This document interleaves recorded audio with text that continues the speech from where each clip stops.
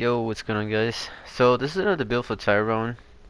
Let me go over the things real quick. It's the I'm using the fever skill is for the one that you take less damage. Now for the second passive, there is the one where he opens the door with a single kick. It's faster for opening doors. Then we have the one for Dr. Tyrone where he picks up people from the ground faster with the third one there, and the fourth slot there with the passive is the one where he cannot be grabbed by zombies when he's running.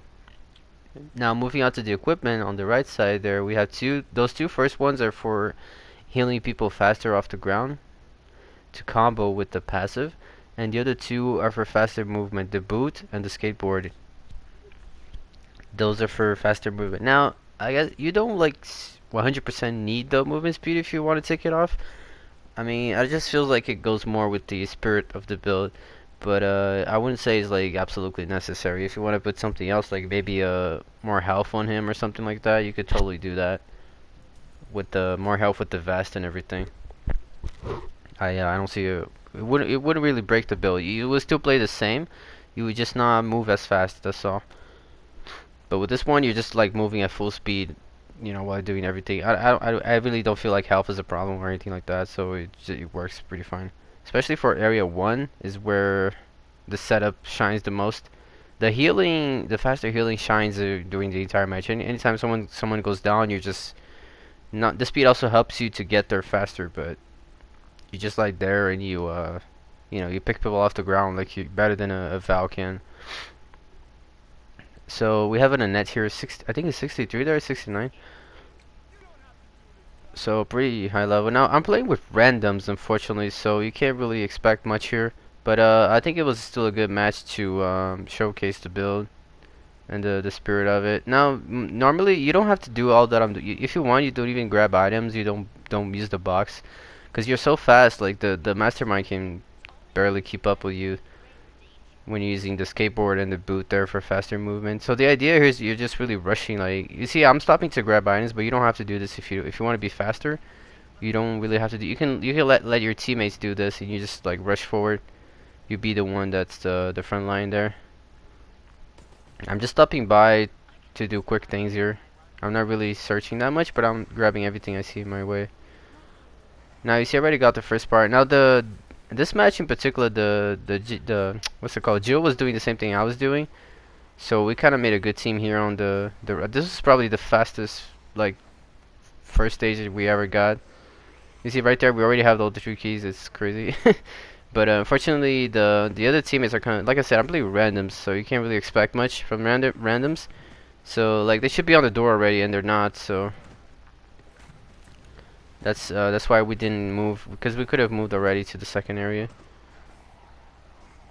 Now, I think it's the Becca that wasn't in place there this whole time.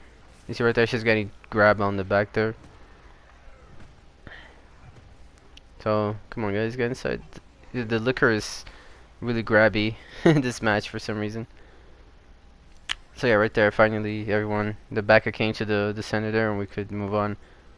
But you saw how quickly it was, right? Especially when you have 2 people doing that same. But the Jill was really not that necessary, because you open doors so quickly. Tyrone is much more suited for doing this than Jill is, and he cannot be grabbed. Jill can dodge, but she can still be grabbed if there's too many zombies around. She's gonna get grabbed, and she cannot escape. She needs the full star power ready to be able to, and she can only escape one grab. Tyrone could just run around freely and never ever get grabbed. So he's much more suited for doing this type of rushing. And now again, you don't have to pick up the items like I'm doing here. If you wanted, you can just rush in like crazy. Like for example, right here, you probably recommend a flashbang if you can, because then because you're rushing forward, you would just ignore all the zombies and go to the security guard zombie. This build for Tyrone is really just a heavy objective and support focus. So it's kind of a carry build essentially, because you're taking care of everything. You're doing the objective, and you're also helping your teammates that are maybe dumb or whatnot if they keep getting down. You can also heal them and support them that way, since you also need them to be alive and everything, in order to for the time to not go down. Now right there, I already know the zombie is back there. I'm just opening the doors here, because I'm assuming they can take care of the zombie by themselves. That's why I'm just already collecting the items and opening the doors. This is really my idea here. It's not that I haven't seen the card zombie yet. I'm just kind of, you know, setting up for the future here. This already, so we don't waste time when we get here again. But now I noticed that they still haven't killed the creature zombies. So I'm thinking to myself like, man, I really need to go there because they can't handle by themselves. And so this is what I'm doing. Right here about the infection for them. So everyone's. This is a good example of the support I was talking about. And you see, because of my speed, I was able to also cross the entire map and get there before she died or anything of that nature. Now they took so long to kill the zombie that he spawned Birkin on, so now we have to kind of wait around for him to go away. Now I'm gonna start killing zombies because then we can at least get some time. You see, this is another support part of the build because and also because it works so well on Tyrone rather than Jill, because he has the kick, so he can also save people not only from the ground but from the bioweapons when people get grabbed, which is really good too. It's like pretty much no one dies and you're kind of rush the objective like crazy because you never get grabbed or you stopped by anything. Maybe a trap is the only thing that will stop you, but you can always look at the ground when you're running. Now Becca saved me right there from the bite. But this build is really funny. Like, you really do not have to worry about the zombies. You just kind of run in a straight line. They can never grab you. So here, I usually leave the sprays for my teammates when I get like that. The reason, but because this was a good moment though, because I had it, I was able to save the Jill there. But I usually leave it for my teammates to use the sprays. I don't grab them with me. I don't take them with me. If I grab them on the stage, I will give them to my teammates. I'll drop them on the floor so my teammates can get it because they don't have as fast of a heal as I do. So I don't really need the spray. You know, the X button there is already fast enough with all these equipments and the passive for the faster pickup. So ideally, if you're playing this build, you would be the one to get the key, right? Because you're the one that's moving fast and everything. You cannot be grabbed, and the others would really just support you and give you cover. But I don't know, these randoms are pretty bad. Like they don't kill any creature. They take so long to kill creatures, and they also don't stay alive. They just like, I don't know, they don't do anything. It just feels like they're just standing there, and I'm having to do everything myself. The Jill knows how to rush, but she's not doing much besides that as well.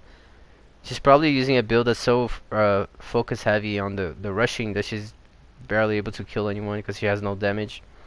See right there, I'm trying to drop the herb for her to be rid of the infection for like 30 minutes, and only now she was able to notice it. No, that was a good usage of her power right there. So she's not a bad Jill, but she's I don't know. It feels like only me and her. Feels like it's a 2v1 in this match here.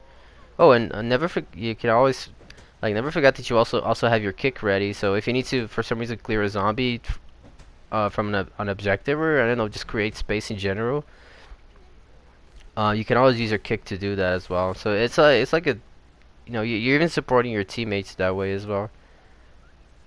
So this build is really like very good overall. Like you can do the objective, you can heal your teammates, you never go down. This Tyrone is really strong because you never grab. Like it's really good. You don't have as much health because you're not using the health vest, but as long as you have a nerve on you, I mean, you're never going down, so it's pretty fine to play without the vest here.